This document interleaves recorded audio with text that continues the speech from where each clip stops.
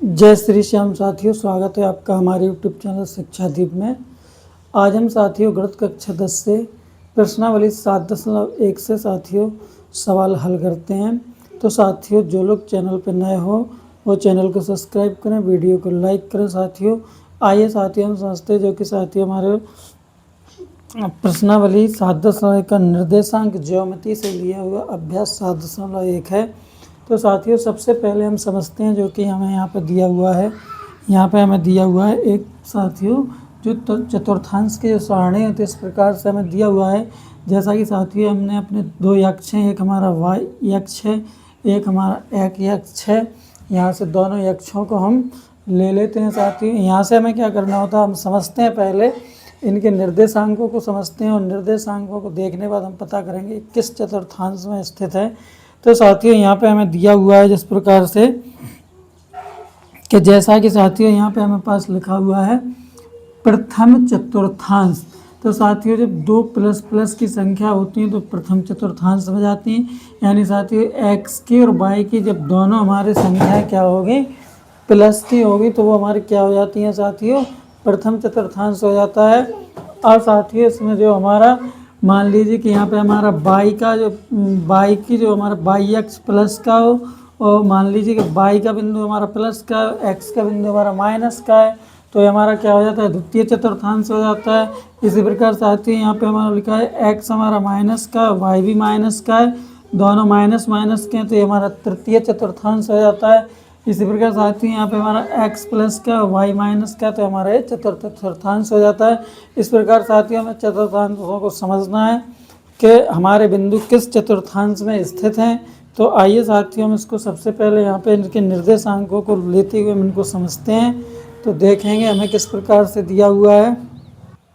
तो साथियों यहाँ से हम सबसे पहले ये जानकारी करते हैं कि जो हमारे यहाँ पे चतुर्थांश लिखा हुआ है, यदि हमारा x और y कि जो चतुर्थांश हमें यहाँ पर किस प्रकार से हम इनको समझते हैं, जैसा कि यहाँ पर लिखा हुआ है चतुर्थांश, फिर यहाँ पे x के निर्देशांक, यहाँ हमारे y के निर्देशांक, ये साथियों हमारा बिंदु है। तो यहाँ पे हम किस प्रकार से लिख सकते हैं, तो देखिए साथियों जैसा कि यहाँ पर लिखा हुआ है चतुर्थांश, तो यहाँ पे हम लिखेंगे प्रथम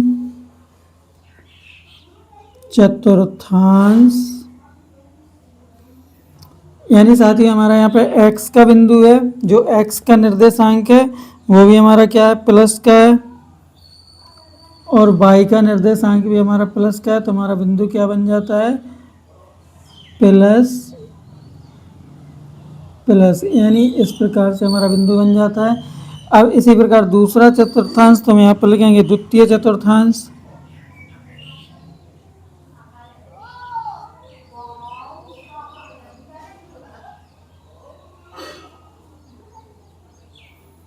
द्वितीय चतुर्थांश में यदि साथियों हमारा यहाँ पे हम मान लेते हैं कि हमारा x के निर्देशांक माइनस के हैं और y के निर्देशांक हमारे प्लस के हैं, तो हमारा यहाँ पे बिंदु बन जाएगा क्या, माइनस प्लस का हमें यहाँ पे बिंदु प्राप्त होगा। इसी प्रकार हम लिखते हैं यहाँ पे तृतीय चतुर्थांश। तृतीय चतुर्थांश।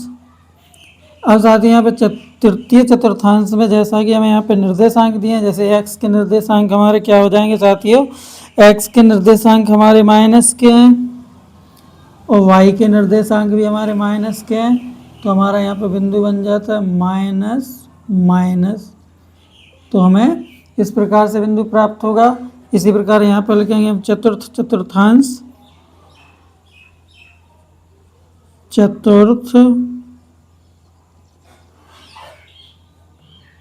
चतुर्थांश। तो यहाँ से साथियों हमारा क्या हो जाएगा, मान लीजिए हमारा x का जो यहाँ पे लिखा हुआ है चतुर्थांश में, तो x का हमारा क्या रहेगा, निर्देशांक प्लस का रहेगा और y का निर्देशांक हमारा क्या करेगा, माइनस का रहेगा। तो यहाँ से हमारा क्या हो जाता है, बिंदु एक प्लस का और एक माइनस का। इसका साथियों हमें यहाँ से देखिए हम समझ सकते हैं, जैसा कि यहाँ पे लिखा हुआ है प्रथम चतुर्थांश, तो हमारा क्या है, x का निर्देशांक है वो भी क्या है साथियों, प्लस का है, और y का निर्देशांक भी प्लस का है। तो हमारा क्या हो जाता है, प्रथम चतुर्थांश हो जाता है। अब द्वितीय चतुर्थांश, यानी साथियों हमारा x का जो निर्देशांक है वो माइनस का हो और y का निर्देशांक हमारा क्या है, प्लस का है, तो हमारा क्या हो जाता है, द्वितीय चतुर्थांश हो जाता है। इसी प्रकार तृतीय चतुर्थांश में, तो तृतीय चतुर्थांश में हमारा माइनस का x का निर्देशांक माइनस में होगा और y का निर्देशांक भी हमारा माइनस में होगा, तो हमारा क्या हो जाता है साथियों, तृतीय चतुर्थांश हो जाता है। इसी प्रकार चतुर्थ चतुर्थांश में साथियों x का जो निर्देशांक है वो प्लस का रहेगा और y का निर्देशांक जो माइनस में रहेगा, तो हमारा ये क्या हो जाता है, चतुर्थ चतुर्थांश हो जाता है साथियों। इस प्रकार हम अपने निर्देशांक को यहाँ से बना सकते हैं और समझ सकते हैं। तो साथियों आशा करता हूँ कि आप लोग को समझ में आया होगा। अब इसी प्रकार हम इससे रिलेटिव जो भी हमारे सवाल हैं उनको हम हल करते हैं। तो सबसे पहले साथियों प्रश्नावली 7.1 का पहला सवाल इस प्रकार दिया हुआ है, यहाँ पे दिया हुआ है, यदि बिंदु ए के निर्देशांक -5 तथा 7 हैं तो वह बिंदु किस चतुर्थांश में स्थित होगा। तो सबसे पहले हम क्या करेंगे साथियों, यहाँ से हम हल करते हैं। तो हम यहाँ से हल करेंगे तो सबसे पहले हमें ये पता करना होगा कि जो हमें निर्देशांक दिए हुए हैं वो जो प्लस और माइनस के हैं किस प्रकार से हमें दिए हुए हैं। तो इनको हम सबसे पहले लिखेंगे कि यहाँ पे हम लिखेंगे हल। तो साथियों जो लोग वीडियो पर नए हो चैनल को सब्सक्राइब करना ना भूलें, साथियों वीडियो को लाइक करें। आइए साथियों समझते हैं इस सवाल को। तो यहाँ पे हमने लिख लिया हल। अब हमें यहाँ पे निर्देशांक है किसके दिए, ए के, तो यहाँ पे हम लिख देंगे ए और ब्रैकेट के अंदर हम निर्देशांक 5 और 7। तो यहाँ से हम इस प्रकार से लिख सकते हैं कि जो हमारा x का निर्देशांक है वो क्या हो जाएगा, 5 यानी -5 हो जाएगा। तो यहाँ पे हम लिख सकते हैं कि एक x का निर्देशांक हमारा क्या है, -5 है। तो यहाँ से हम लिख देंगे x का निर्देशांक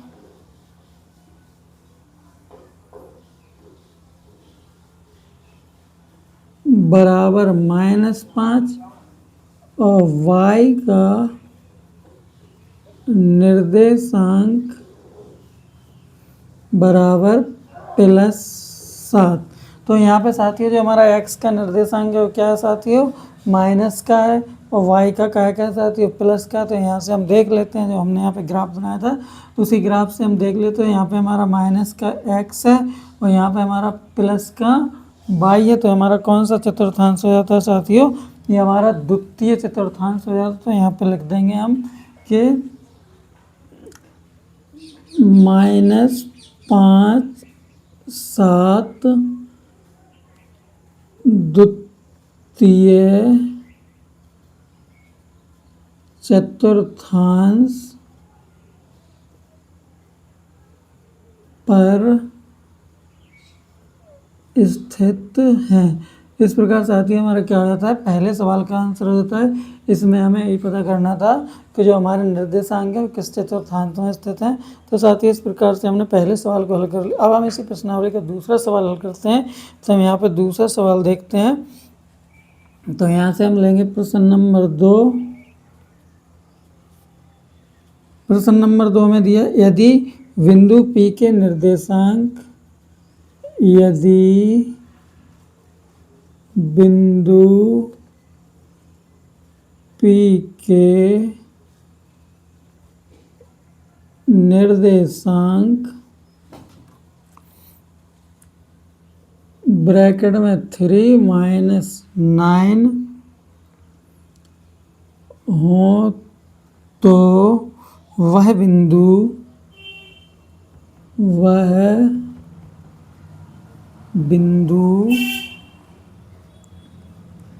किस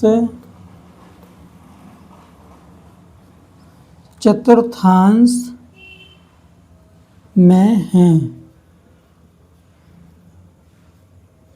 किस चतुर्थांश में है। तो साथियों हमें क्या दिया हुआ है, प्रश्न नंबर दूसरा जो कि हमारे अभ्यास 7.1 का है। तो हमें यहाँ पे दिया हुआ है, यदि बिंदु P के निर्देशांक 3 - 9 हो तो वह बिंदु किस चतुर्थांश में स्थित है। तो यहाँ पे सबसे पहले हम लिखेंगे हल। हमने यहाँ पे लिखा हल। अब हमें क्या करना है साथियों, सबसे पहले हम लिखेंगे P के निर्देशांक। तो यहाँ पे हमें P के निर्देशांक क्या दिए हैं, P के निर्देशांक हमें दिए हैं 3 - 9। तो यहाँ से हम क्या करेंगे साथियों, जिस प्रकार हमने पहला सवाल किया था बिल्कुल वैसे ही इसको करेंगे। तो यहाँ पे हमें देखना है कि पी के निर्देशांक जो है, तो यहाँ पे हमें जो एक्स एक्स यानी यहाँ पे अब जो 3 है जो एक्स एक्स पे स्थित है वो प्लस में है, जो वाई एक्स पे स्थित है वो माइनस के हैं। तो यहाँ पे हम लिख सकते हैं एक्स का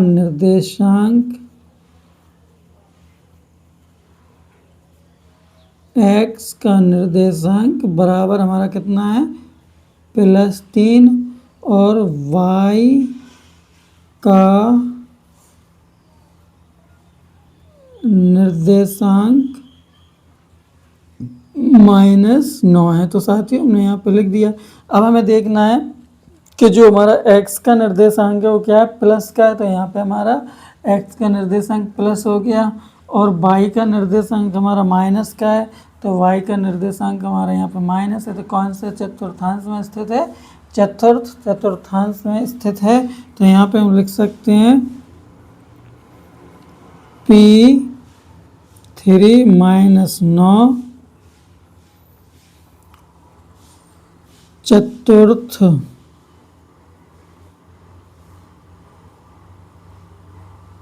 चतुर्थांश में है। तो साथियों ये हमारा क्या होता है, दूसरे सवाल का आंसर हो जाता है। साथियों वीडियो पसंद आए तो लाइक करें, साथियों चैनल को सब्सक्राइब करें। आइए साथियों हल करते हैं इसी प्रश्नावली का तीसरा सवाल। तो साथियों तीसरा सवाल देखते हैं। पहले हम क्या करेंगे, इसको साफ कर लेते हैं अपने व्हाइट बोर्ड को, उसके बाद हम इस सवाल को आगे हल करते हैं। तो आइए साथियों हल करते हैं इसी प्रश्नावली का तीसरा सवाल, जो कि हमारी प्रश्नावली 7.1 से साथियों। तो यहाँ पे हमें तीसरा सवाल दिया हुआ है, कार्तीय तल पर निम्नलिखित बिंदु किस चतुर्थांश में हैं। और साथियों यहाँ पे हमें बिंदु दिए हुए हैं, जो ब्रैकेट के अंदर जो लिखा हुआ है बिंदु है। तो हमें क्या करना है साथियों, इन बिंदुओं को हमें पता करना कि कौन से चतुर्थांश में स्थित हैं। तो सबसे पहले हम क्या करेंगे, यहाँ पे लिख देंगे साथियों हल। अब साथियों हम यहाँ पे क्या लिखेंगे, जो हमें बिंदु दिए हुए हैं उन बिंदु को लिखेंगे। यहाँ पे हम इसके नीचे बिंदु लिखते जाएंगे और यहाँ पे हम लिख देंगे चतुर्थांश। तो यहाँ पे जो बिंदु हमारा जिस चतुर्थांश में स्थित होगा उसको हम वही चतुर्थांश उसके सामने लिखते जाएंगे। तो यहाँ पे हमें लिखा हुआ है, पहले ब्रैकेट में हमें दिया हुआ है बिंदु, हमें दिया हुआ है 2 2। यानी साथियों यहाँ पे हमारा जो x का निर्देशांक और y का निर्देशांक इस प्रकार से दिया हुआ है। तो x का निर्देशांक भी हमारा क्या है साथियों प्लस का, y का भी हमारा प्लस का। तो यहाँ से हम देख लेते हैं कि हमारा यहाँ पे x का भी प्लस का, y का भी प्लस में। तो कौन सा चतुर्थांश हो जाता है साथियों, प्रथम चतुर्थांश हो जाएगा। तो हम यहाँ पे लिख देंगे प्रथम चतुर्थांश। अब हम साथियों चलते हैं दूसरे ब्रैकेट में हमें दिया हुआ है 2 5। यानी साथियों ये हमारा x का निर्देशांक है, ये हमारा y का निर्देशांक है। इसमें भी हमें साथियों x का निर्देशांक प्लस का दिया है, y का निर्देशांक भी प्लस में दिया हुआ है। तो हम इस प्रकार से यहाँ पे जैसा कि यहाँ पे दोनों प्लस प्लस के हैं, तो यहाँ पे हमारा कौन सा निर्देशांक हो जाएगा, प्रथम चतुर्थांश। सॉरी हमारा यह चतुर्थांश प्रथम चतुर्थांश हो जाएगा। अब हम लेते हैं तीसरा ब्रैकेट। तीसरे ब्रैकेट में हमें दिया है -3 और 5। तो यहाँ पे साथियों हम देखेंगे कि यहाँ पे हमारा जो x का निर्देशांक है वो क्या दिया हुआ है -3 और y का निर्देशांक है जो क्या है +5 है। तो माइनस और प्लस यानी -x। तो हम सबसे पहले यहाँ पे देंगे -x और फिर यहाँ पे है प्लस का y। तो ये प्लस का y है, तो हमारा क्या हो जाता है द्वितीय चतुर्थांश हो जाता है। तो इसके सामने हम लिख देंगे द्वितीय चतुर्थांश। इसी प्रकार साथियों हम लेते हैं चौथा ब्रैकेट। तो चौथे ब्रैकेट में दिया है -4 और 8। तो हमने यहाँ पे लिख दिया। अब हमें क्या करना है साथियों, यहाँ पे हमारा जो x का निर्देशांक है वो माइनस का है और जो y का निर्देशांक है वो प्लस का है। तो माइनस प्लस हमारा क्या हो जाएगा, माइनस प्लस होगा। तो ये हमारा द्वितीय चतुर्थांश हो जाता है। हम यहाँ भी क्या लिख देंगे, द्वितीय चतुर्थांश। इसी प्रकार साथियों हम चलते हैं पाँचवा ब्रैकेट। तो पाँचवें ब्रैकेट में हमें दिया हुआ है 2 और 6। तो हमने यहाँ पे लिख दिया 2 6। अब साथियों यहाँ से हमें देखना है कि दोनों प्लस प्लस के हैं, यानी दोनों निर्देशांक x का और y का दोनों निर्देशांक प्लस के हैं। यहाँ भी हमारा प्लस का, तो प्लस का निर्देशांक जब दोनों होंगे तो हमारा क्या हो जाएगा प्रथम चतुर्थांश हो जाता है साथियों। अब हम देखते हैं इसमें जो हमें छठवां ब्रैकेट दिया है, छठवां ब्रैकेट दिया है -2 और -5। तो यहाँ पे हमें दोनों निर्देशांक माइनस माइनस के दिए हैं, तो हम देखेंगे कि x का हमारा माइनस का निर्देशांक ये है, y का निर्देशांक ये है माइनस का, तो ये हमारा क्या है, तृतीय चतुर्थांश हो जाता है। यहाँ पे हम लिख देंगे तृतीय चतुर्थांश। अब हम चलते हैं अगले ब्रैकेट में हमें दिया हुआ -3 और -7, तो यहाँ पे हम लिख देंगे -3 -7। तो यहाँ से हमें क्या करना है साथियों, दोनों निर्देशांक जो हमारे हैं क्या के हैं साथियों, माइनस माइनस के हैं। जब दोनों माइनस के हैं तो हमारा क्या हो जाता है साथियों, ये भी हमारा तृतीय चतुर्थांश हो जाता है। तो हमने यहाँ पे लिख दिया तृतीय चतुर्थांश। अब चलते हैं अगले ब्रैकेट में, तो अगला ब्रैकेट हमारा क्या है, 4 और 4। तो साथियों यहाँ पे हमारे दोनों निर्देशांक प्लस के हैं। जब दोनों निर्देशांक यानी x का और y का जब दोनों निर्देशांक प्लस के हैं तो क्या हो जाता है, हमारा प्रथम चतुर्थांश हो जाता है। तो यहाँ पे हम लिख देंगे प्रथम चतुर्थांश। इसी प्रकार साथियों यहाँ पे हमें लिखा होगा नेक्स्ट जो आखिरी ब्रैकेट है 3 और -8। तो यहाँ पे हमें क्या दिया हुआ है, जो हमारा x का निर्देशांक है वो प्लस का, y का निर्देशांक माइनस का है। तो यहाँ से हम लेंगे x का निर्देशांक हमारा प्लस का हो जाएगा, y के निर्देशांक माइनस का हो जाएगा। तो हमारा कौन सा चतुर्थांश हो जाता है, ये हमारा चतुर्थ चतुर्थांश हो जाता है। तो यहाँ पे हम लिख देंगे चतुर्थ चतुर्थांश। तो साथ ही इसमें हमें क्या करना था, जो हमारे निर्देशांक दिए हुए थे इन निर्देशांकों को हमें पता करना था कि कौन सा निर्देशांक हमारा कौन से चतुर्थांश में स्थित है। साथियों ये हमारा क्या होता है, तीसरे सवाल का आंसर हो जाता है। साथियों वीडियो पसंद आए तो लाइक करें, साथियों चैनल को सब्सक्राइब करें। आइए साथियों हल करते हैं इसी प्रश्नावली का चौथा सवाल, जो कि हमें प्रश्न में दिया हुआ है। देखते हैं साथियों चौथा सवाल हमें क्या दिया हुआ है। तो साथियों हमें यहाँ पे प्रश्न नंबर 4 दिया हुआ है। प्रश्न नंबर 4 हमें यहाँ पे दिया हुआ है, y अक्ष पर स्थित किसी बिंदु का भुज क्या होगा। तो हमें देखना है कि y अक्ष पर भुज, जो y अक्ष पर कोई बिंदु स्थित है तो उसका भुज क्या होगा। तो यहाँ पे हम लिख सकते हैं y अक्ष पर किसी बिंदु का भुज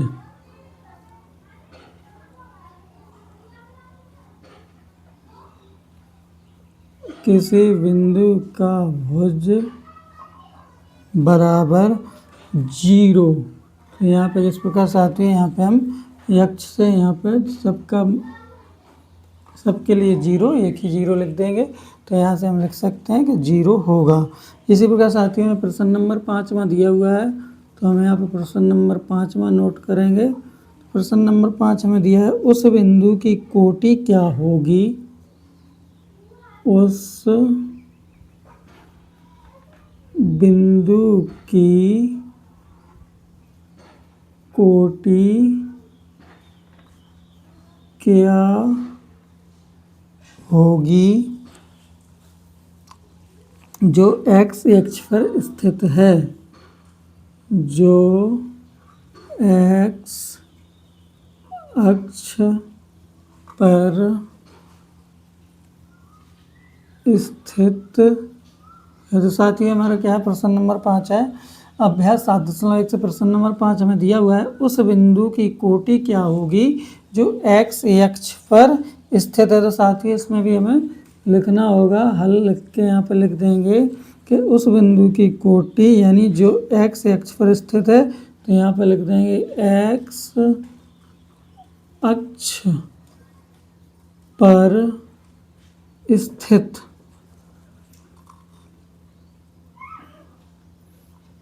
स्थित किसी बिंदु की कोटि बराबर। तो यहाँ पे हमें साथियों उत्तर में लिखना होगा 0, क्योंकि इसके लिए भी हमें 0 लिखना हो। दोनों की चाहे भुज हो, चाहे x अक्ष पे हो चाहे y अक्ष पे हो, भुज जो हमारा x और y का जो अक्ष है उसमें हमारा क्या हो जाएगा, जो हमारी भुज या कोटि दोनों क्या होते हैं, 0 होते हैं। तो यहाँ पे हमने प्रश्न नंबर 5वां इस प्रकार से हल कर दिया है। अब हम करेंगे साथियों प्रश्न नंबर 6वां। तो तो प्रश्न नंबर 6 हमें दिया हुआ है, हम यहाँ पे प्रश्न नंबर 6 नोट करेंगे।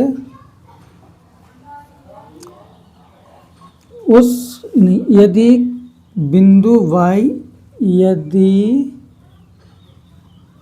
कोई बिंदु y अक्ष पर हो, y अक्ष पर हो, तो उसका कौन सा निर्देशांक ज्ञात है? तो उसका कौन सा निर्देशांक ज्ञात है?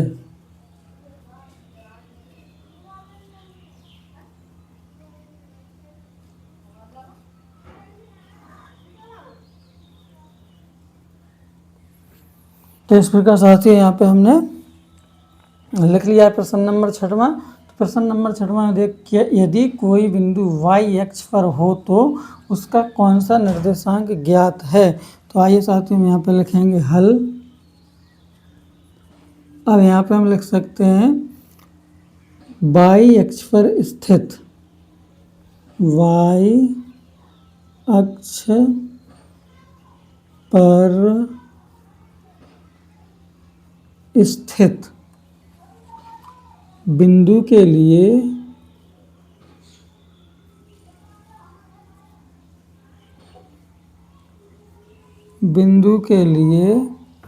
x निर्देशांक 0 होता है, x निर्देशांक 0 होता है।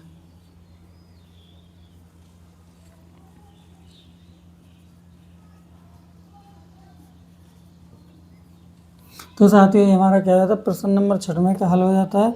अब साथियों हम हल करते हैं प्रश्न नंबर 7। तो प्रश्न नंबर 7 में हम देखते हैं किस प्रकार से दिया हुआ है। प्रश्न नंबर 7 हम यहाँ पे लिखते हैं, हम सबसे पहले इसको साफ कर देते हैं।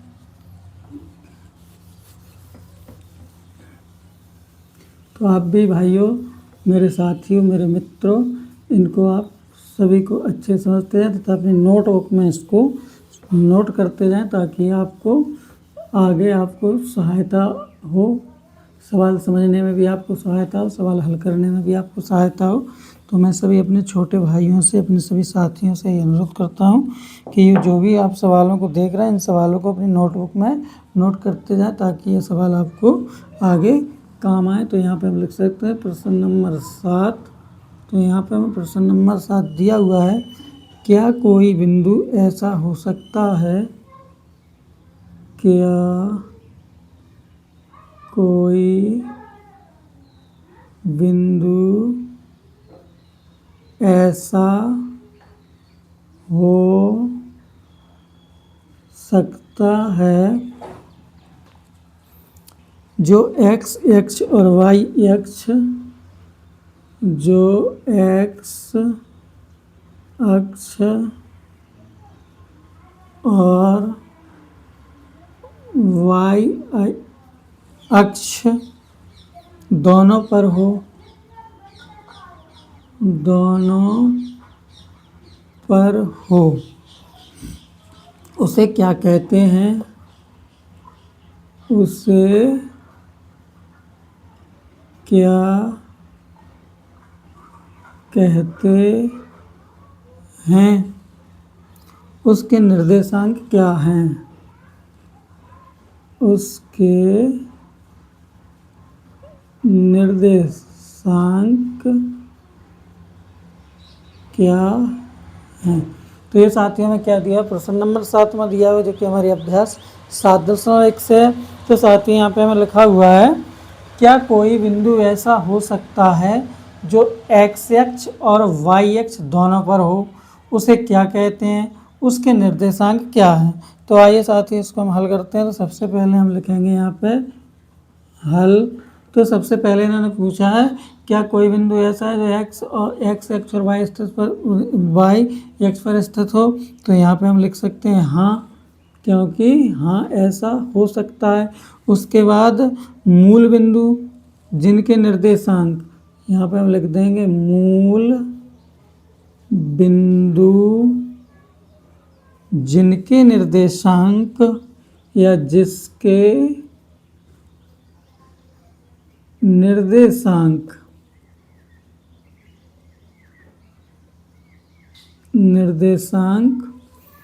0 0 यानी साथियों 0 0 हैं। तो ऐसा संभव है जब दोनों निर्देशांक 0 0 रहेंगे तो x और y दोनों अक्ष पे स्थित हो। तो साथियों हमारा क्या होता है, 7वां सवाल का आंसर होता है। तो साथियों वीडियो पसंद आए तो लाइक करें, साथियों चैनल को सब्सक्राइब करें। अब साथियों हम हल करते हैं प्रश्न नंबर 8वां। तो साथियों अब सबसे पहले हम क्या करेंगे, इसको हम साफ करेंगे। प्रश्न नंबर 8वां को हल करने से पहले मैं आप लोगों से अनुरोध करता हूं साथियों, जो लोग वीडियो पर नए हो चैनल को सब्सक्राइब करें, वीडियो को लाइक करें। साथियों आइए साथियों समझते हैं प्रश्न नंबर 8वां जो कि हमें दिया हुआ है। तो आइए साथियों हल करते हैं इसी प्रश्नावली का 8वां सवाल। तो साथियों यहाँ पे 8वां सवाल दिया हुआ है हमें, निम्न बिंदु युग्मों के बीच की दूरियां ज्ञात कीजिए। तो साथियों हम यहाँ पे 8वां सवाल हल कर रहे हैं। तो 8वें सवाल का हम पहला सवाल लेते हैं। यहाँ पे इसमें हमें 4 सवाल दिए हैं। तो हम यहाँ से क्या करेंगे, 8वें का पहला सवाल हल करते हैं। तो 8वें का पहला सवाल हमें दिया हुआ है, एक ब्रैकेट में क्या है 0 और 0 और दूसरे ब्रैकेट में हमें दिया हुआ है 3 और 4। तो साथियों यहाँ पे हमें इस प्रकार से निर्देशांक दिए हुए हैं। अब हम क्या करते हैं, हम इनको मान लेते हैं। सबसे पहले हम इसको हल करेंगे। तो यहाँ पे हम लिखेंगे हल। अब हमने यहाँ पे मान लिया साथियों हमारा ए के निर्देशांक हो गए, हमारे बी के निर्देशांक। तो यहाँ से हम लिख देंगे ए और ब्रैकेट के अंदर क्या है 0 0। इसी प्रकार दूसरे में हम लिख देंगे यहाँ पे बी, इनको हम बी का निर्देशांक मान लेंगे। तो यहाँ पर हमने बी लिख दिया और 3 और 4 इसके क्या हो जाते हैं साथियों, युग्म यानी निर्देशांक है। तो यहाँ से हमें क्या करना है, इनके बीच की दूरियों को ज्ञात करना। तो आइए साथियों इसको हल करते हैं। तो सबसे पहले हम यहाँ पे क्या करेंगे, यहाँ से हम मान निकाल लेते हैं। तो यहाँ से हम मान निकालेंगे। तो यहाँ पे हम निकाल देंगे x1 बराबर 0, यानी साथियों पहले ब्रैकेट में से हम पहला मान ले लेंगे और x2 बराबर 3, यानी साथियों हमने क्या किया, दूसरे ब्रैकेट से पहला बिंदु ले लिया। इसी प्रकार अब यहाँ पे हम लिखेंगे y1 बराबर, तो y1 के लिए हम एक पहले वाले ब्रैकेट से दूसरा बिंदु ले लेते हैं और y2 बराबर, तो y2 के लिए हम दूसरे ब्रैकेट से दूसरा बिंदु ले लेते हैं। इस प्रकार साथियों हमने यहाँ पे x और y के मान इस प्रकार निकाल लिए। अब हमें दूरी वाला सूत्र लगाना है। तो इसमें दूरी का सूत्र हमारा होता है साथियों, तो दूरी का सूत्र हमारा होगा यहाँ पे दूरी बराबर ब्रैकेट में रूट के अंदर x2 माइनस x1 का होल स्क्वायर प्लस दूसरे ब्रैकेट में y2 माइनस y1 का होल स्क्वायर। इस प्रकार साथियों यहाँ पे हमने ये वाला सूत्र लगाना है और इसी सूत्र में मान रख देंगे और इसको हल कर देंगे साथियों। तो हमारा क्या हो जाएगा, आंसर निकल के आ जाएगा। तो सबसे पहले हम यहाँ पे लिखेंगे हल, लिख दिया था। अब यहाँ पे हम क्या करेंगे साथियों, इसके मानों को रख देते हैं। जैसा कि साथियों यहाँ पे लिखा है x2, तो x2 का मान हमें कितना दिया है 3, तो हमने यहाँ पे 3 लिख दिया। माइनस यहाँ पे x1 है, तो x1 का मान हमारा 0 है, तो हमने यहाँ पे 0 लिख दिया। और यहाँ पे स्क्वायर है, तो हमने यहाँ पे स्क्वायर लगा दिया। प्लस हम दूसरे ब्रैकेट में मान रखेंगे। तो दूसरे ब्रैकेट में y2 है, तो y2 का मान हमें कितना दिया है 4 लिख दिया। फिर उसके बाद माइनस यहाँ पे y1 है, तो y1 का मान हमारा 0 है, तो हमने यहाँ पे 0 लिख दिया और यहाँ पे स्क्वायर लगा दिया। इस प्रकार साथियों हमने अपने सूत्र में मानों को रख दिया। अब हम इसको हल करते हैं। तो सबसे पहले हम यहाँ पे लिखेंगे 3 में से हम 0 घटा देंगे तो क्या बचेगा, 3 बचेगा। तो हमने यहाँ पे 3 लिख दिया, इस पर स्क्वायर लगा दिया। प्लस इस पर 4 में से 0 घटाएंगे तो हमारा यहाँ पर 4 बचेगा, यहाँ भी हमने स्क्वायर लगा दिया। अब हम आगे इसको नेक्स्ट स्टेप में क्या करेंगे साथियों, नेक्स्ट स्टेप में हमें क्या करना है, 3 पे स्क्वायर है तो हम 3 का वर्ग कर देंगे तो 9 हो जाएगा। प्लस इसी प्रकार 4 का वर्ग कर देंगे तो 16 हो जाएगा। अब साथियों हम इसको रूट के अंदर जोड़ देते हैं। तो जब हम इसको रूट के अंदर जोड़ेंगे, 9 को 16 में जोड़ देंगे तो कितना हो जाएगा 25। और 25 का जब हम वर्गमूल कर देंगे तो क्या हो जाएगा साथियों 5। इस प्रकार साथियों हमारा क्या हो जाता है, पहले सवाल का आंसर निकल के आता है। साथियों वीडियो पसंद आए तो लाइक करें, साथियों चैनल को सब्सक्राइब करें। हम इस प्रकार लिख सकते हैं, मात्रक में भी इसको लिख सकते हैं कि दूरी का जो सूत्र होता है वो मात्रक में आता है। तो यहाँ पे हम लिख देंगे 5 मात्रक। तो यही हमारा क्या हो जाता है साथियों, पहले सवाल, आठवें सवाल के आठवां जो प्रश्न है उसके पहले सवाल का आंसर हो जाता है साथियों। अब इसका दूसरा वाला जो सवाल दिया है उसको हल करते हैं। तो सबसे पहले हम क्या करेंगे, इसको साफ करते हैं। तो आइए साथियों हल करते हैं प्रश्न नंबर 8 में का दूसरा सवाल, जो कि हमें यहाँ पे दिया हुआ है। तो दूसरे सवाल में हमें दिया हुआ है -2 और 6, और दूसरे ब्रैकेट में दिया है 3 और -6। तो यहाँ पे इस प्रकार हमें दिया है। तो आइए साथियों इसको भी हल करते हैं। तो सबसे पहले हम यहाँ पे लिख देंगे हल। अब साथियों हम यहाँ से लेंगे तो ये हमारा क्या हो जाएगा, एक ही निर्देशांक हमारे हो जाएंगे -2 और 6, और v के निर्देशांक हो जाएंगे हमारे 3 -6। इस प्रकार साथियों हमने यहाँ से a और b के निर्देशांक को यहाँ पे लिख दिया है। अब हम सबसे पहले क्या करेंगे, जैसा कि हमने पिछले सवाल में x1 और x2, y1 y2 के मान लिए थे, तो यहाँ पे भी हम ले लेंगे। तो यहाँ पे हम x1 बराबर, यानी जो हमारा पहला बिंदु है, a के निर्देशांक का जो पहला बिंदु होगा वो हमारा क्या हो जाएगा, x1 का मान हो जाएगा। इसी प्रकार x2, तो x2 का मान हमारा क्या हो जाएगा, जो v का निर्देशांक का पहला बिंदु है वो हमारा क्या हो जाता है, x2 का मान हो जाता है। अब यहाँ से लिखेंगे हम y1 बराबर, तो y1 बराबर यहाँ पे हमारा कितना है, पहले निर्देशांक का दूसरा बिंदु जो है वो हमारा y1 का मान होता है। फिर यहाँ से हम y2 का मान रखेंगे, तो y2 का मान हमारा हो जाएगा जो हमारा निर्देशांक v का दूसरा बिंदु है। तो दूसरा बिंदु -6, तो हमने यहाँ पे -6 लिख दिया।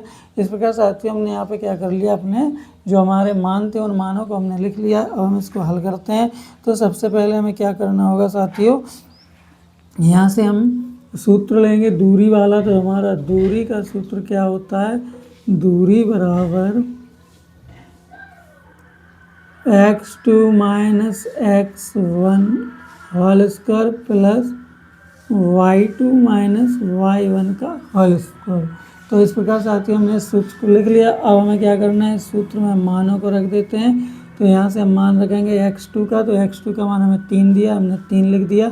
यहाँ पे माइनस है तो माइनस लगा दिया। अब हमें x1 का मान रखना है, तो x1 का मान हमें क्या दिया है साथियों, -2 दिया है, तो हमने यहाँ पे -2 लिख दिया। अब हम क्या करेंगे साथियों, इसको बड़े ब्रैकेट में हम इसको बंद कर देंगे और यहाँ पे स्क्वायर लगा देंगे।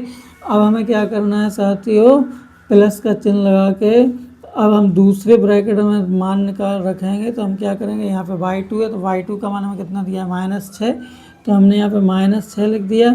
उसके बाद फिर यहाँ पे हमारा माइनस है, तो हमने माइनस लगा दिया। और y1 का मान हमें कितना दिया है, 6, तो हमने यहाँ पे 6 लिख दिया।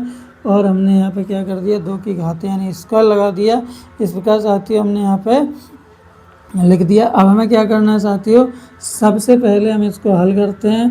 तो यहाँ पे हम रूट, ये माइनस के प्लस का 3 है, तो हमने यहाँ पे +3 लिख दिया। और ये हमारा माइनस और माइनस क्या हो जाएगा, प्लस का 2 हो जाएगा। तो हम इनको जोड़ देंगे, तो ये हमारा क्या हो जाएगा, 5, 3 और 2 को जोड़ेंगे तो कितना हो जाएगा, 5। तो यहाँ पे हम लिख देंगे 5 का होल स्क्वायर प्लस, इसी प्रकार ये माइनस के 6, ये माइनस के 6, जब इनको हम जोड़ देंगे तो क्या हो जाएगा, -12, और इस पर हमने स्क्वायर लगा दिया। अब हम नेक्स्ट स्टेप में क्या करना है मेरे भाइयों मेरे दोस्तों, सबसे पहले हमें 5 का वर्ग करना है। तो 5 का वर्ग करेंगे तो कितना हो जाएगा, 25, और प्लस इसी प्रकार यहाँ पे हम 12 का वर्ग करेंगे, तो 12 का वर्ग कितना हो जाएगा, 144। तो हमने यहाँ पे 5 का और 12 का वर्ग कर लिया है। अब हम क्या करेंगे, इनको जोड़ देंगे रूट के अंदर। तो रूट के अंदर जब इनको जोड़ेंगे तो 144 में हम 25 को जोड़ देंगे तो कितना हो जाएगा, 4 और 5 9, और 4 और 2 6, और 1 का 1, तो साथियों हमारा क्या हो जाता है, 169 हो जाता है। अब हम 169 का वर्गमूल करेंगे तो कितना हो जाएगा साथियों, 13। तो यहाँ पे हम लिख देंगे 13 मात्रक। तो यही साथियों हमारा क्या हो जाता है, दूसरे सवाल का आंसर हो जाता है साथियों। ये हमारे प्रश्न नंबर 8 में के दूसरे सवाल का आंसर हो गया साथियों। वीडियो पसंद आए तो लाइक करें, चैनल को सब्सक्राइब करें साथियों। आइए साथियों हल करते हैं इस प्रश्न का सवाल नंबर 3 देखते हैं। सवाल नंबर 3 में किस प्रकार दिया हुआ है। तो आइए साथियों हल करते हैं इसी प्रश्न का तीसरा सवाल। तो तीसरा सवाल हमें यहाँ पे दिया हुआ, एक ब्रैकेट में यहाँ पे हमें दिया हुआ 9 और 0 दूसरे ब्रैकेट में दिया है 0 और 9। तो आइए साथियों इसको भी हल करते हैं। तो सबसे पहले हम यहाँ पे लिखेंगे हल। अब साथियों हम जैसा कि हमने पिछले सवाल में निर्देशांक लिखे, तो यहाँ पे हमारा ए के निर्देशांक क्या हो जाएंगे 9 और 0, और यहाँ पे हमारा बी के निर्देशांक क्या हो जाएंगे 0 9। तो इस प्रकार हमने यहाँ पे अपने निर्देशांक को लिख दिया है। अब हम क्या करते हैं साथियों, यहाँ से हम मान लिख लेंगे।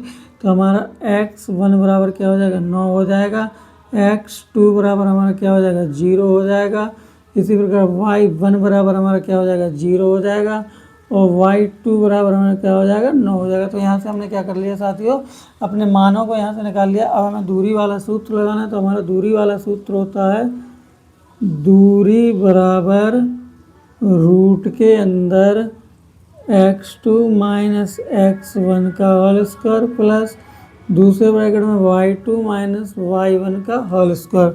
इस प्रकार साथियों हमने इस सूत्र को यहाँ पर लिख दिया। अब इसी सूत्र में अपने मानों को रख देंगे।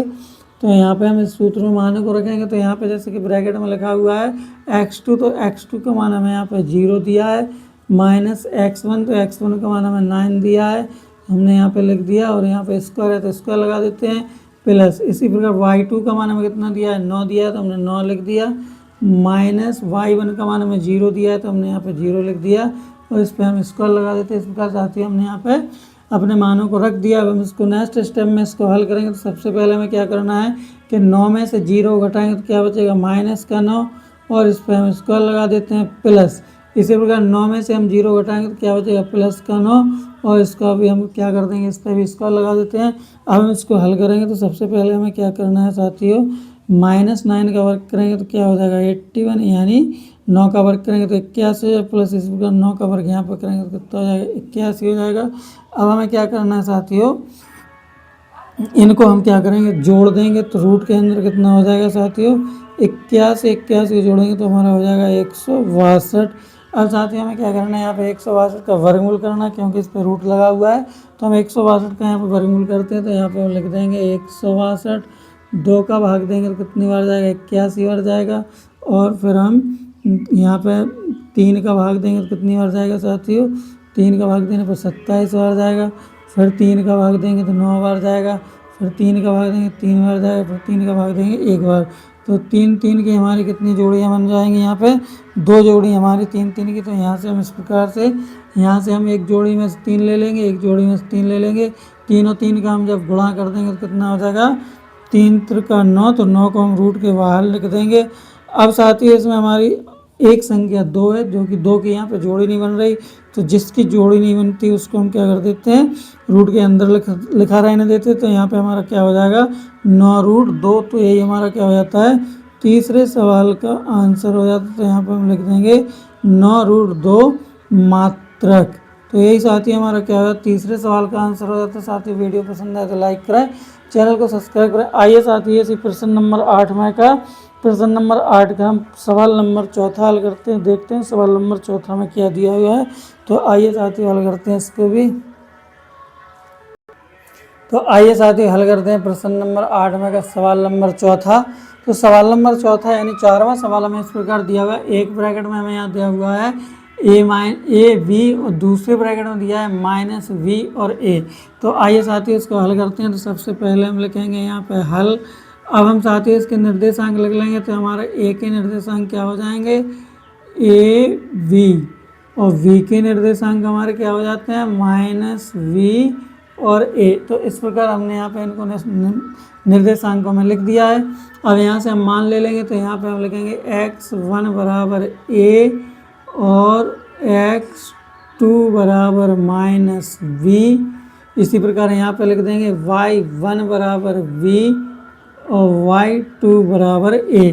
तो साथियों यहाँ से हमने x1 x2 y1 y2 के मान निकाल लिए हैं। अब हमें दूरी वाला सूत्र लगाना है। तो यहाँ पे हम दूरी वाला सूत्र लगाते हैं। दूरी बराबर रूट के अंदर x2 माइनस x1 का whole square plus y2 minus y1 का होल स्क्वायर। तो साथ ही हमारा दूरी वाला सूत्र है। अब इसी सूत्र में अपने मानों को रख देंगे। तो यहाँ पे हम मान रखते हैं। तो यहाँ पे जैसा कि लिखा है x2, तो x2 का मान हमें कितना दिया है माइनस वी, तो हमने यहाँ पे माइनस वी लिख दिया है। उसके बाद माइनस है तो यहाँ पे माइनस लिख देंगे। अब यहाँ x1 तो x1 का मान हमें दिया है a, सो हमने यहाँ पे a लिख दिया और हम उसका क्या कर देंगे साथियों, होल स्क्वायर है तो इसका होल स्क्वायर में लिख दिया प्लस इसी प्रकार यहाँ पे y2 है तो y2 का मान हमें कितना दिया हुआ a माइनस और y1 का मान हमें कितना दिया है v, तो हमने यहाँ पे इस प्रकार लिख दिया है और यहाँ पे क्या कर दिया साथियों, स्क्वायर है तो हमने यहाँ पे स्क्वायर लगा दिया।